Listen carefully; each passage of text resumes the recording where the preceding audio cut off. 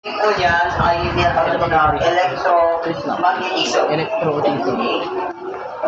Hindi na yung bago sa mga electric EIM, tapos sa mga IMAS.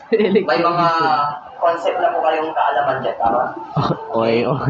That whenever we talk about electromagnetism, we are imagining that if we have a magnet and we have a coil, we can generate current. So vice versa, if we have wire and source like battery, we can generate magnet. Vice versa. Okay? So paano po nabuhay yung konsepto niyan noong mga unang panahon? So dito po. Okay, mag-alala. Masyadong formal yung pagkakagawa po yan. Sasama rin na lang po natin. Ano po sa tingin po ninyo? Paano po nabuhay yung konseptong yan? Nauubos yung battery ako kanina. Noong panahon, ang inaakala lang nila na malaking magnet ay yung mundo natin. Okay? That is the first concepts before they created the compass.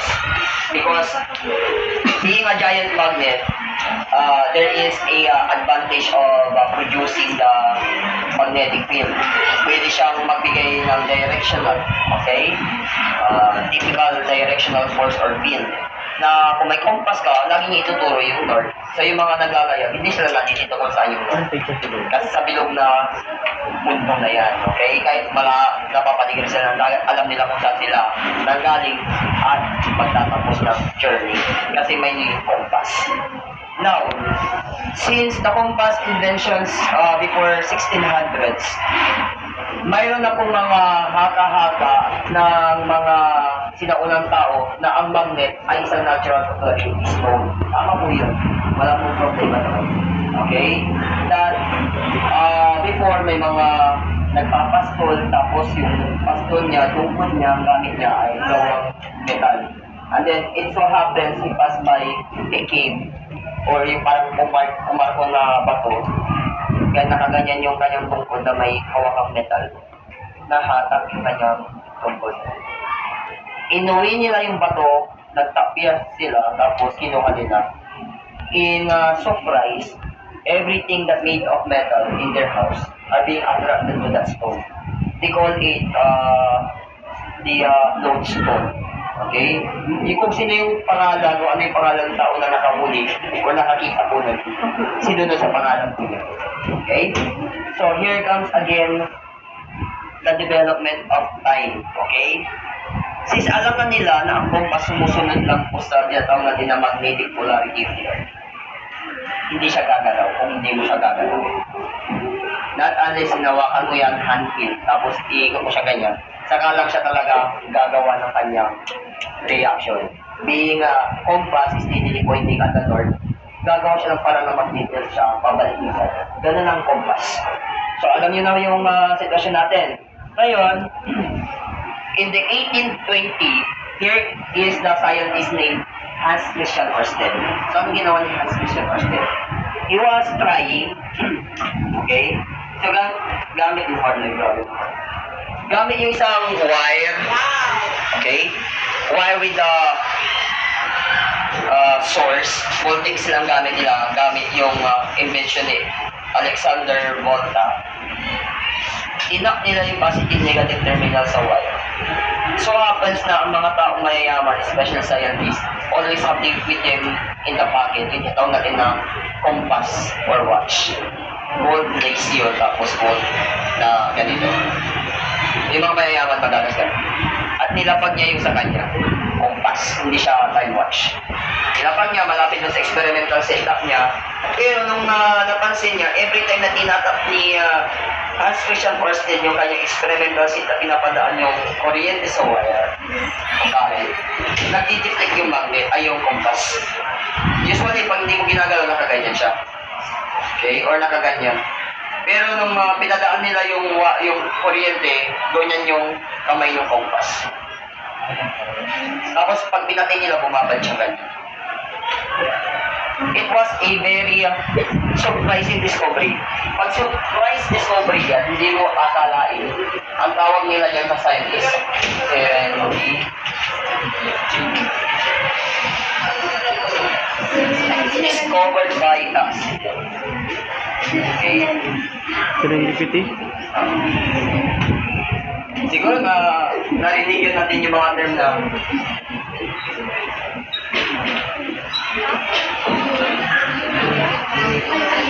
Eric.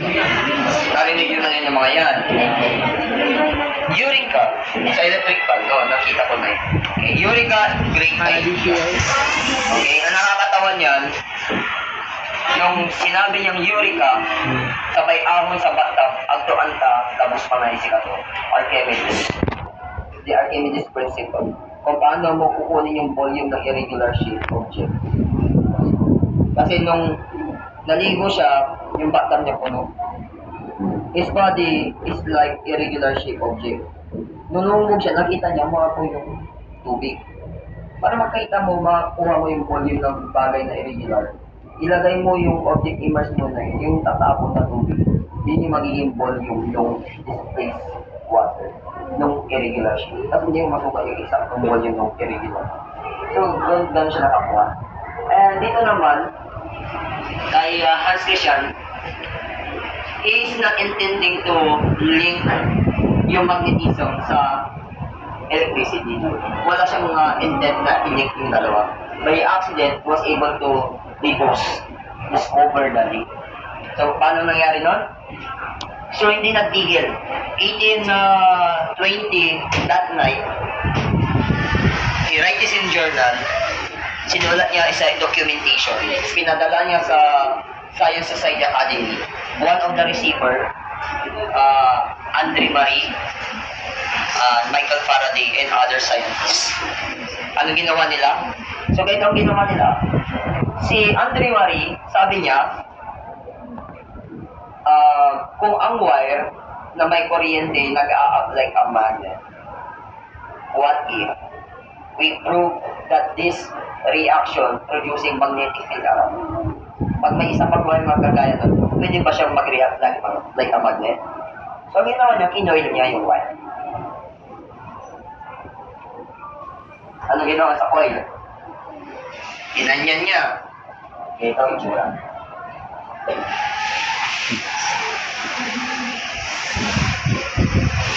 Kung papadaanin mo ang kuryente sa coil, it will produce a magnetic reaction just like a bar magnet. May lalabas ng north, may lalabas ng south. Okay? At para malaman po natin kung ano yung epekto niyan, gumawa siya ng dalawa. Okay? Pag yung isa, tinap niya ng positive-negative dito, at yung isa parehas ng positive-negative, they produce similar magnetic effect. So, ang mangyayari, yung magkatabi na ganitong coil sa experiment ni Andre Marie Ampere, gaganyan. At pag binaliktad niya yung isa, ibig sabihin, the rotation is opposite on the other side. Titikit sa dalawa. Sa totoo, okay? Totoo yan. Ano pa? Michael Faraday. So, ito na si Michael Faraday. Pakita ko na po. Kung pwede kayo mag-produce ng magnetic field gawang current with a wire, pwede ba ang mag-produce ng current in elevator gamit ang magnet or gamit yung wire with the current and a coil? Kaya ba? Okay, so ganito, tingnan natin ha.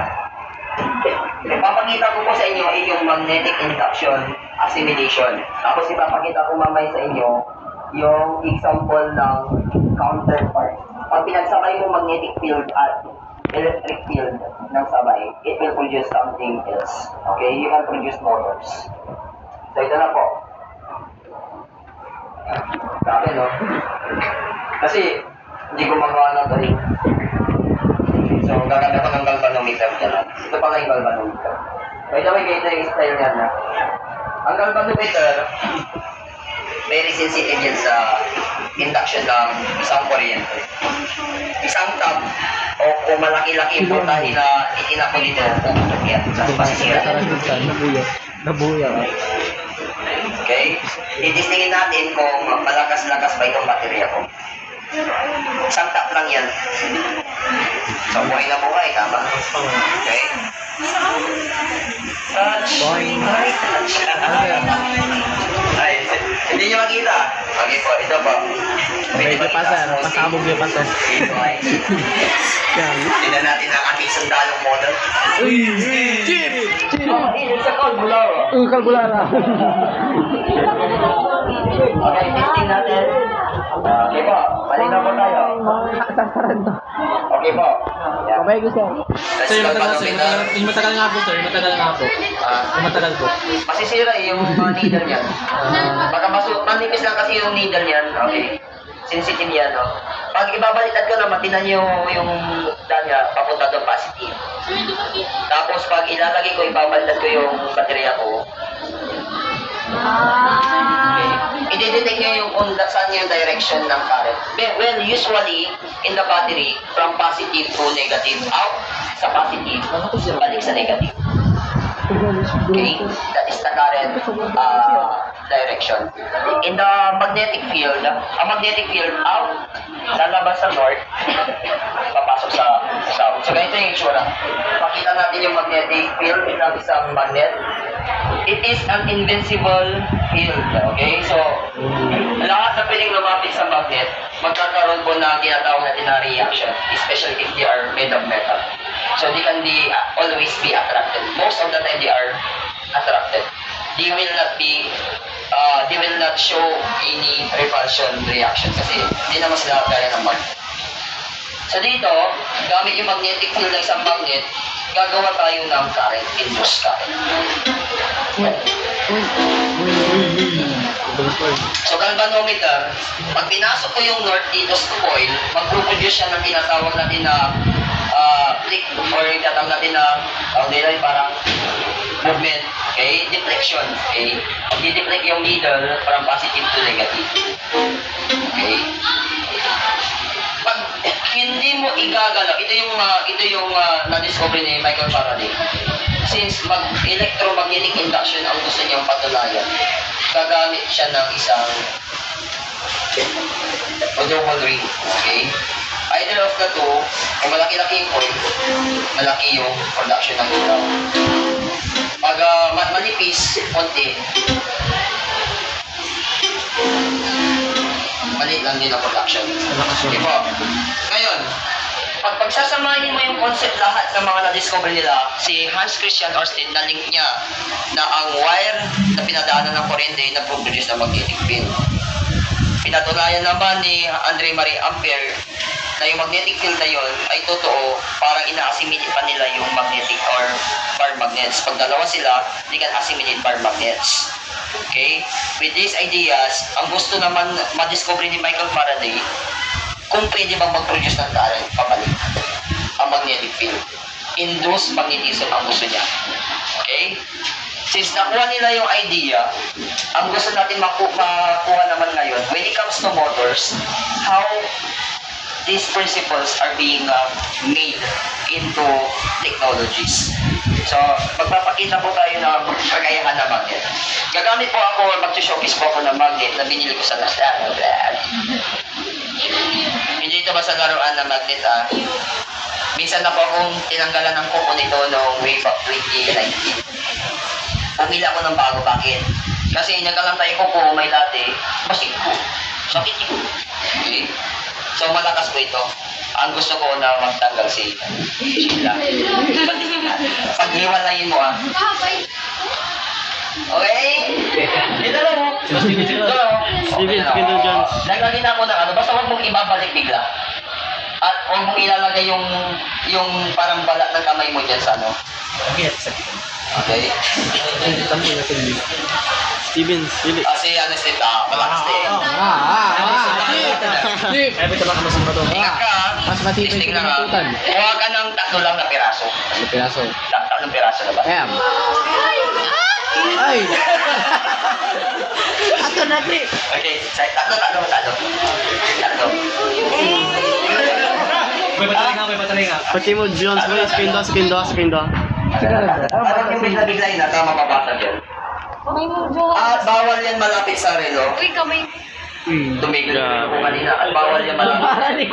Dora. Okay. Balik mo. Sige nga lang. Sa sobrang lakas ng neodymium magnet, pwede po siyang mag-magnetize ng mga bagay-bagay. Sisirain niya kung anong circuit nasa loob ng cellphone. Nakunta mo. So, sige. Ito, yan. Kitang-kita, guys. Kaya, ito po kaya naglalagay ako ng plastic. At tingnan nyo, nabasag na po. Ganyan siya kalakas sa tingnan mo. Tingnan nyo. Uy. Ganyan siya kalakas. Okay, pakita lang po natin yung tinatawag natin na Pwede bang dikit sa rito? nagyari ko po. Yan. Papakita na po natin yung demo na nakakagawa tayo ng motors or motor motion because magnetic field of magnet. At the same time, yung magnetic induce na nilalabas ng current dito na pinoproduce ng source doon sa wire ay kumukontra. Okay?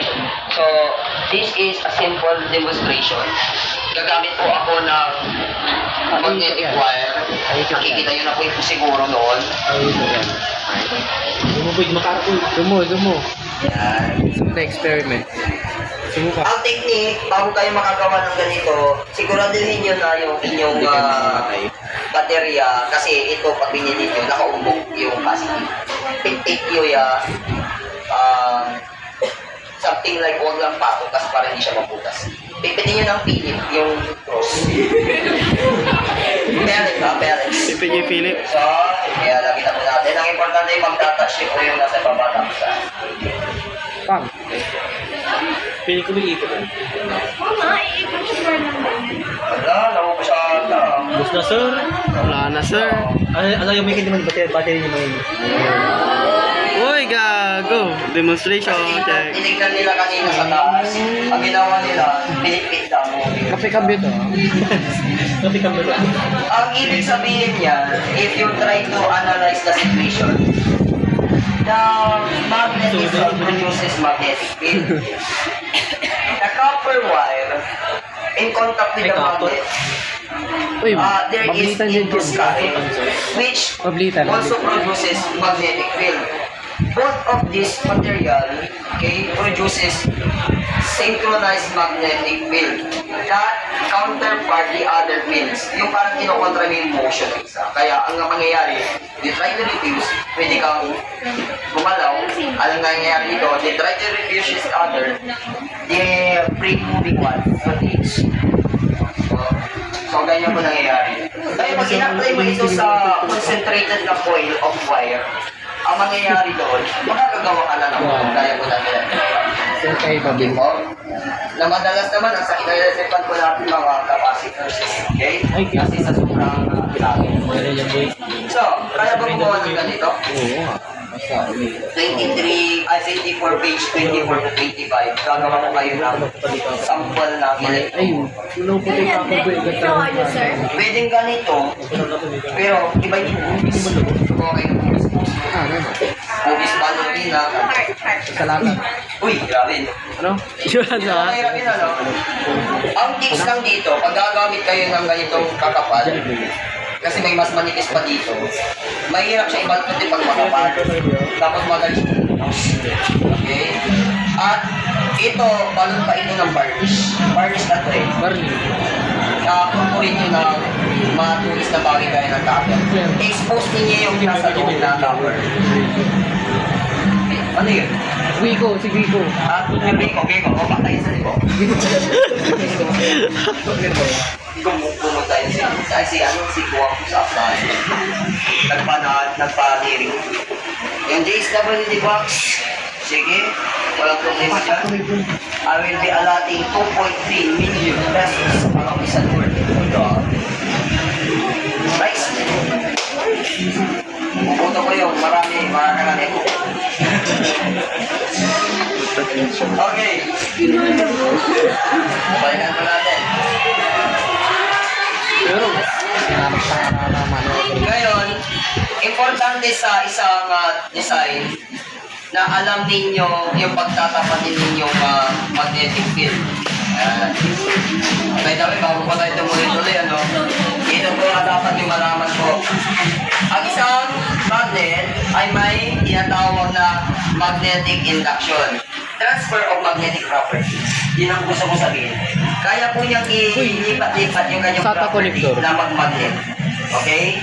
SATA Since connector. ito ay Steven, SATA connector. sample na ba? SATA. Sino mang tao? SATA. Mike? Mike? May isa ta. Oy, oy, oy. Yung piso. Baka. Kaya hindi ko yung iba. Oy. Uli. Baka. Malakas naman sir, oh. Dito na pagpalitin ko. May palantin. Dito wala. Ay. Malakas naman ako. Lakas ng magnet nyo. Yeah. Mas malakas si Steve. Wala na. Mas matama. Okay? Pero kung ito, walang naman o walang palat sa ano, kasi tuloy-tuloy pa. Magkakaroon pa siya ng tuloy-tuloy na magnet Pa rin yung induction. boy. Pwede. Plastic. Yan. Wala tayo doon. Sir, amilikin niyo pa sir. Dito sir. Relo. Nag-tumay sila. Uy, gabi man. Kaya pa. Okay, wala na. Steven, kaya doon. Okay, so, Bitin ka pa di ba, Steve? magnetic induction is one property of magnet. Yun yung transfer of the magnetic property of the magnet into other object. Yun. Okay? Kaya niya i-magnet na walang physical connection dun sa isa. They should be addicted. Sir Pogi, I love you. I love you very much, Luigi. Ang magnet, kung permanent magnet niya gaya ng itim na magnet sa speaker, bawal siya mahulog. Because magnet, if you break them, each part or each piece of magnet will automatically induce its own north and south polarity.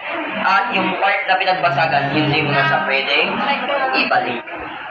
Magkakaroon na po siya ng repulsive forces kasi parehas na po yung na north yung nabasag at north yung kapiraso na pinagbasagan. Okay po. So ano natutunan sa magnet? Pwede kumabit. Uy. At pero if you break the trust, anong balik ka? Iba yung boy, iba yun. Gago. Since ganito ang experimental ni Hans Christian Ørsted, ang tanong, paano yung dali ng magnetic field pag wire po yan, pag direksyong wire? Paano gawin na niya dali? Toy. Ito din natin si Steven. Okay, sabi nito, using the right hand rule, gamit Electro motor. boys, gagamit po tayo ng kamay. To detect the direction of the magnetic field and the current. Pag pinadaanan ko ito ng positive, negative, of course, from positive, Nakulinti ka na. lalabas, papunta dito. So directionally, ang current papunta doon. Tama? Saan yung magnetic field? Pag straight wire, umiikot lang sa wire. Pero paano yung ikot? Gamit yung kamay na kanan, you try to ground the imaginary stick. At yung fingers nito, 4 fingers, will dictate to you the direction of your current, magnetic field. Ito yung magnetic field. So, ang ikot ng magnetic field is pa-counterclockwise. Papunta. Okay, o papunta sa iyo. Ngayon, pag binaliktad ko naman, nilagay ko yung positive dito, pupunta siya ng negative. Ganyan lang. So, ibig sabihin, inward ang daloy ng ating magnetic field. Okay po. At sa part naman ng coil, sabi nga natin, pag coil na yan, iba ng usapan. Well method. Ang daliri na apat ay magsisilbing direction for the current. Ito, direction for your north. Okay? So, if we try to apply the concept, pag pinadaan ko dito yung positive, susundan ko lang yan. Positive, umiikot. So, gagawin ko ganyan, yan yung direction ng current ko, papasok. Tapos umiikot. At yung magnetic field effect, kung saan yung magiging north ng aking coil na yan, will dictate to me by my thumb. Yung thumb po ang magsasabi ko sa yung north. At nakita ko nga dito yung left. Pag ganyan yung direction ng ating gas. Nakuha ko na doon. So, coil and straight wire are of two different concepts. Okay po tayo. Ngayon, pag gagawa po kayo ng electromotor po ninyo, applying na concept, mas malakas daw pag may dalawang magnet na nagkukontrahan. I mean, ano mo yung nagharap yung north and south. Bakit? They try to reach each other para maging isa yung kanilang field.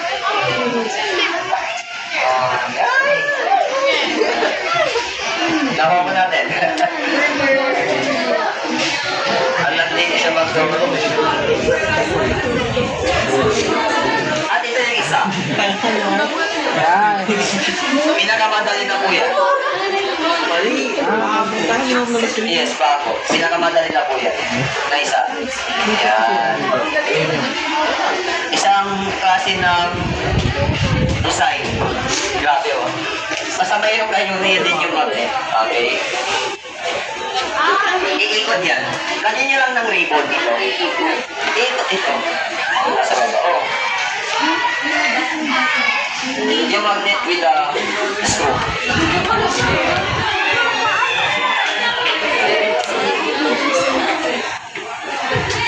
Okay? So, any question po? Ako. Wag na yan. Wag na yan. Transformer. At ito naman po yung concept ng transformer na galing kay, nagaling naman kay Michael Faraday sa kanyang ring experiment or ring encoupling ring experiment. Nandito yung source at nandito yung ating galvanometer. Ididetect niya kung may dumadaloy na current dito. These two wires or coil wires are not in contact with each other. Nandito po yan. But since the wire with the source produces magnetic field, ang magiging detection nito, the magnetic field produced by this will induce the movement of current on this. Okay? Pag ina-apply niyo po ang transformer sa may kuryente natin, dyan sa mga kalay, siya na po yung nakikita niyo malalaking lata na nakahangal dyan sa mga poste. We cannot receive literally the high voltage coming from the source or the main line. Kasi yun po yung mga matataas na voltahe. Umaabot po yun lang mga ilan ng paano lang yun. Yung mga line. Pagpapasok sa atin kasi 250 to 20. Pagpapasok na sa atin. Ngayon, pagpapasok mo na dyan sa transformer, nasa 3.5 to mababang 350 ata yan. Ang gagawin ngayon ng transformer, ibababa niya. Okay, gamit itong step down secondary coil. Yung mataas na 15,000, sabi mo na lang 500 volts. Ikakalahatiin niya gamit yung magnetic field induction dito. Ibibigay niya yung source dito, step down niya. Okay, ibababa niya yung voltahe na re-receive niya by means of Yun yung target. magnetic field alone. And the induced current will now go down to 220. Papasok sa ating mga Yun yung gamit sa consumable appliances or unconsumable Kaya pala, sa ating mga kabagal yun. appliances. Kasi kung hindi, pagkasagsak mo ng electric fan, pumutok na agad yung pumutok. Kasi ang kaya lang niya ay capacity of 220. Wala pa yung Yun ang kakayahan ng transformer. Pababain at pataasin ang voltahe. Kaya pag pumutok ang transformer ninyo, blackout kayo. Okay? wala pa yung uy. Blackout is different from blackout. Roy J. Partial lang. Pag blackout, different issue. Boom. Okay, question? Question? Wala? Gago. Okay, announcement before anything else. May tanong. Hihingin ko na lang po yung permission ng bawat isa sa inyo na hikayatin Oy. yung mga magulang sa pagsama sa planetarium. Ito na po ang gusto kong sabihin. Isasama ko na po sa exemption. Dapat dinirect mo ay siya. 5 pages sa huli. Pag sumama po kayo, ibigay ko na po yung exemption. Sulat nyo na lang po sa notebook. Tato mata to may gira. That is pages 19, Kita ba yun? 20, Uy! 21, 22, 23. Wala po yung 24, 25 kasi that is performance task page. Tama? Sa inyo na po yun. Although, kaya nyo namang sagutan, walang problema. Pero kung gusto nyo sumama, para hindi naman sayang yung pagsama ninyo, bibigyan ko kayo ng exemption. Yan ang isang marketing strategy. Tama? Uy! Dapat may kapal. Tama pa. Oy, oy, oy. Bonus clip guys. So, pag-isipan niyo po, nakakuha na po ako ng numbers dito, nagpanik po ako ng isang mathematics before na mga gusto sumama. Ngayon ako, alin ang bahala mag-isip. Voluntary naman po. Yung result na to. Nag-oy-oy-oy Wala ka. nang